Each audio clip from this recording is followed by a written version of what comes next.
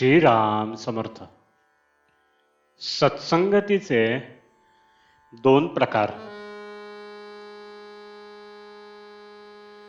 सत्संगती अति अपूर्व काम करणारी आहे.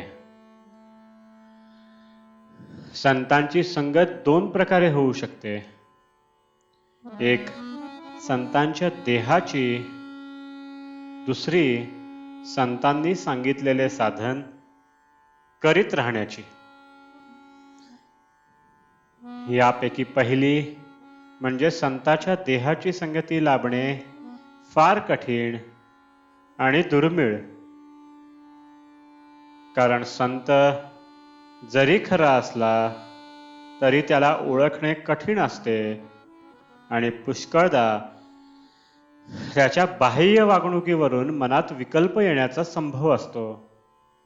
आणि एखाद्या भोंदूशीच गाठ पडली तर त्याच्या संगतीपासून नुकसान हे ठरलेलेच.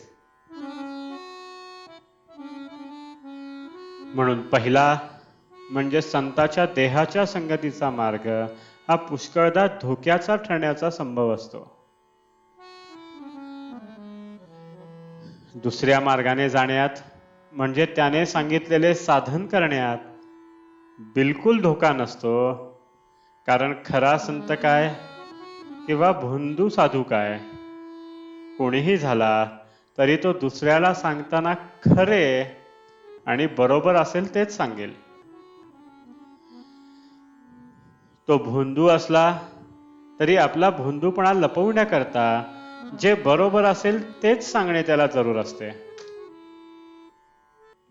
साधकाने शुद्ध भावनेने ते साधन केले की सत्संगतीचा फायदा मिळून त्याचे काम होते.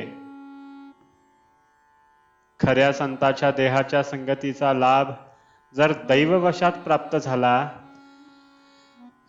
तर मात्र काम बेमालूम होते. ज्या वाहनाचा आपण आश्रय करतो त्या वाहनाचा वेग हा आपला वेग होतो. फक्त त्या वाहनात निश्चल बसून राहणे एवढेच आपले काम असते. तसे आपण खऱ्या संताजवळ नुसते पडून राहावे. संतांच्या संगतीत आपली कृती अशी काहीच नसते, नुसते अस्तित्व असते. त्यामुळे अहंकाराला वाव न राहून वासनेचा क्षय व्हायला फार मदत होते. तुकाराम महाराजांनी देवाजवळ धनसंपदा मागितली नाही, मुक्ती देखील नको असे म्हटले.